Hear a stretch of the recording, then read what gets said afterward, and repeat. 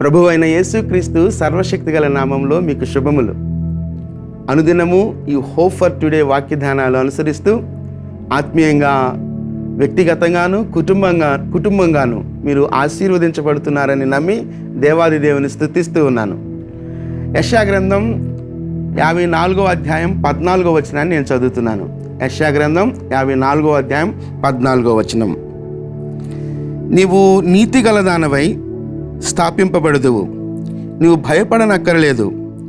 బాధించువారు నీకు దూరముగా నుందురు, భీతి నీకు దూరముగా నుండును, అది నీ దగ్గరకు రానే రాదు.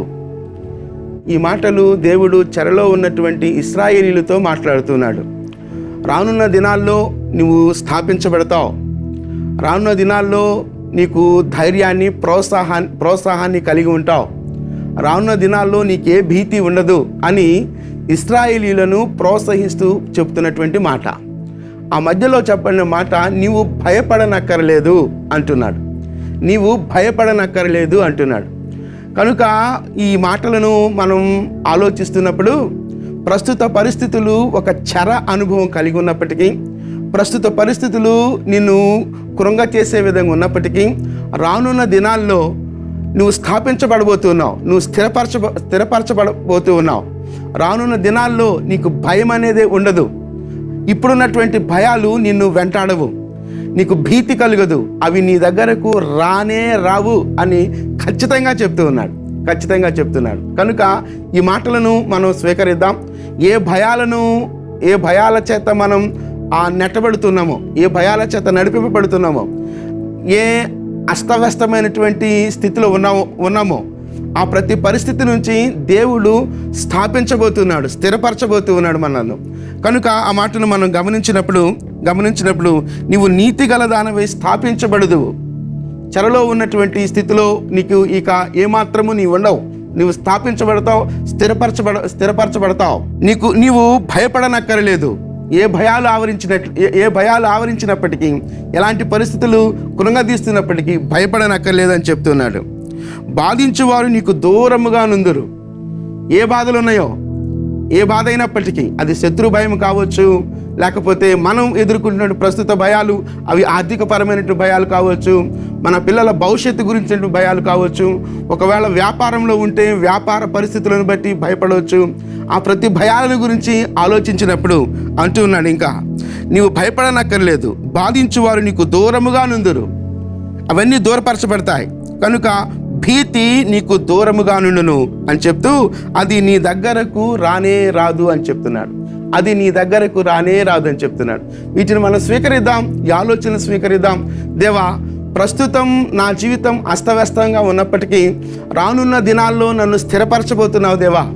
ప్రస్తుతం నాకు చాలా భయాలున్నాయి, అయితే ఆ భయాల నుంచి నన్ను లేవనెత్తే దేవుడిగా ఉన్నావు. ప్రస్తుతం చాలా భీతి నన్ను ఆవరించి ఉన్నది, ఆ భీతిని నా నుంచి దూరం చేయబోతున్నావు. ప్రస్తుతం ఉన్న ప్రతి పరిస్థితి నుంచి నన్ను లేవనెత్తి ఆ ప్రతి పరిస్థితులకు అతీతంగా నన్ను స్థాపించబోతున్నావు ప్రభు అనేటువంటి గొప్ప నిరీక్షణతో దేవుని వైపు చూస్తూ, దేవా నన్ను స్థిరపరచు ప్రభువా, నాకు ధైర్యాన్ని కలుగు చేయ ప్రభువా, ఈ భీతి భయాల నుంచి నాకు విడుదల దయచే ప్రభు అని ప్రార్థన చేసినప్పుడు దేవుడు తప్పకుండా ఆయన నిన్ను లేవనెత్తే దేవుడుగా మనకున్నాడు ఆయన. కనుక ఏ చెర అనుభవంలో నీవు ఉన్నప్పటికీ, ఏ అననుకూలత, ఏ నిస్సహాయ స్థితి, ఒకవేళ చతికిల పడిపోయిన స్థితి, ఇక ప్రోగ్రెస్, ఇక ముందుకు వెళ్ళలేనటువంటి, ఇక అభివృద్ధి లేనటువంటి జీవితాలు కలిగి ఉన్నప్పటికీ, ఆ ప్రతి పరిస్థితికి అతీతంగా దేవుడు మనకు చేస్తున్నటువంటి వాగ్దానం, నీవు భయపడనక్కర్లేదు అంటున్నాడు. స్వీకరిద్దామా?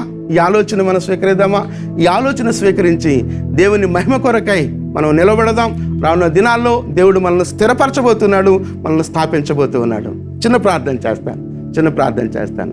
మహోన్నతుడా, జీవము కలిగిన దేవా, మా గొప్ప దేవుడో ప్రభువా, మా భీతి, మా భయం, ఏ నిస్సహాయ స్థితి మా జీవితాల్లో ఉన్నప్పటికీ వాటన్నిటి నుండి మమ్మల్ని దూరపరచడానికి నీవు చేసినటువంటి వాగ్దానాన్ని బట్టి స్తుతిస్తూ ఉన్నాం ప్రభువా. అలనాడు ఇశ్రాయేల్ ప్రజల పక్షంగా నీవు చేసిన ఈ వాగ్దానాన్ని నా తండ్రి మా జీవితాల్లో కూడా మేము క్లెయిమ్ చేసుకుంటున్నాం ప్రభువా. నా దేవా, నీవు భయపడనక్కరలేదు అంటున్నావు ప్రభువా. దేవా, మీ వాక్యం నుంచి, మీ ఆలోచన నుంచి మేము పురుకొల్పు పొందుకొని మా ముందున్నటువంటి జీవితంలో ముందుకు కొనసాగలిగినట్లుగా నిరీక్షణను మాకు కలుగు చేస్తున్న స్థితికై మిమ్మల్ని నేను స్తుతిస్తూ ఆరాధిస్తూ మీ కృపాహస్తాల్లోనికి మమ్మల్ని మేముగా సమర్పించుకుంటూ సమస్త ఘనత మహిమ ప్రభావాలు మీరొక్కరే పొందుకోమని యేసుక్రీస్తు అతి శ్రేష్టమైన నామంలో ప్రార్థించి వేడుకొనుచున్నాం తండ్రి. ఆమేన్, ఆమేన్. ప్రభు సన్నిధి నిత్యము మనకు తోడై ఉండును గాక.